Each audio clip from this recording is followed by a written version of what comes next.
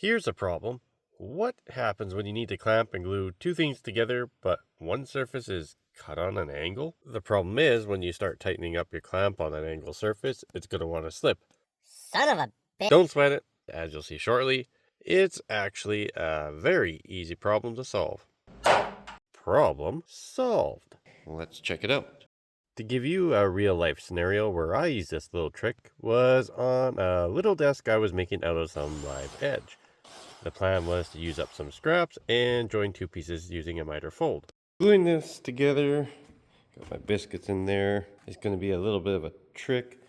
I got flat edge, I can get some longer bar clamps on this way. I should have some clamps going this way though. Problem is trying to clamp on this angle. So, got some sort of a jig. I can just put on there. Gives me a flat edge there to put a clamp against. Problem is, normally I would just screw them in, and I don't want to put screw holes on my face here.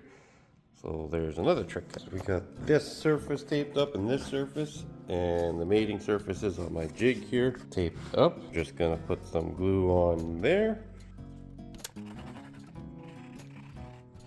Just spray the activator on here.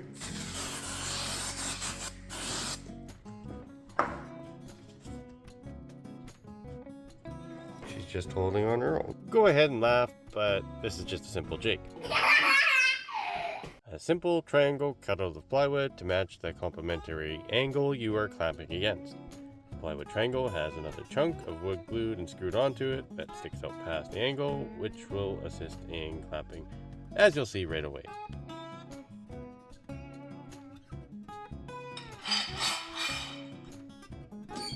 Is I'm going to do one side a little bit, not too tight. Bottom.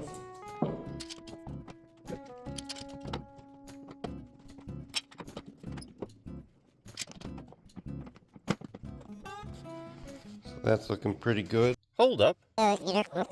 Wait one goddamn second. I may have overlooked one simple thing. Some of you are probably thinking, well, why did you just use the old tape and glue method of trying to hold this on here?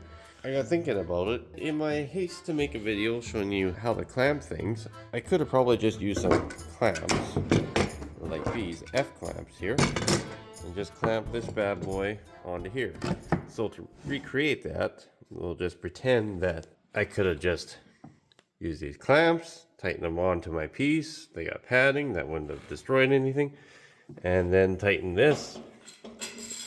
And that would have tightened my miter joint up there on the angle, and I would have had no problems. Something like that. That's how I should have done it. Avoiding this.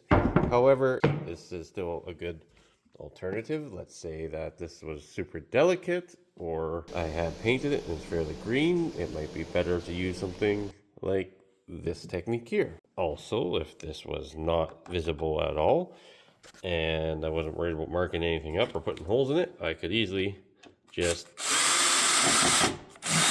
drive a screw or two into there and just omit having these clamps on there. That would work too. Anywho, back to the task at hand. It's hard to tell right now till we get the clamps off of it. And there's our back side. We've got a good amount of glue squeeze out. I'll have to clean that up. I put some clear tape down. So this isn't going to stick to the table. I just pull the tape off.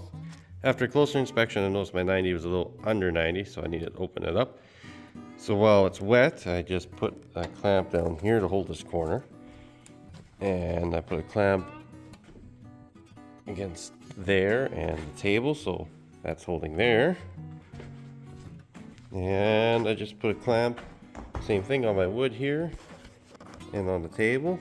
So when I tighten it, it's just going to slightly open it up. And that gets me to square. Pretty darn good, I'd say. Holy shit. Sweet. But wait, there's more. Alternatively, you could use something like this and like this, and I'll show you what I mean. Now as I squeeze this together, it's gonna put pressure on this piece here and pressure on this here, and that's gonna keep my corner nice and 90 degrees. So that's another way to do it, but you need probably 2 people for that. Oh, and by the way, you may be wondering if my glue and tape trick's strong enough to hold that clamp.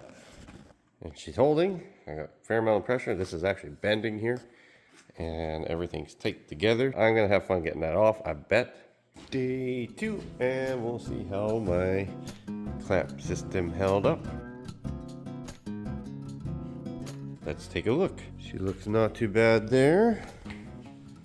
Inside things tightened up. This held on pretty good. Let's try and get this off. Actually, came off not bad that way. Less difficult than I suspected it would be. But where else would this trick come in handy? I've used this quite often putting together odd shaped cabinets that need a finished panel glued on, making the clamping job easy. Or another place I've used this is clamping countertops together that are cut on an angle. But how did my live edge miter fold turn out? I'd say pretty good. But you're going to have to subscribe and turn on the bell notification to see that build video. In the meantime, check out these little tricks here.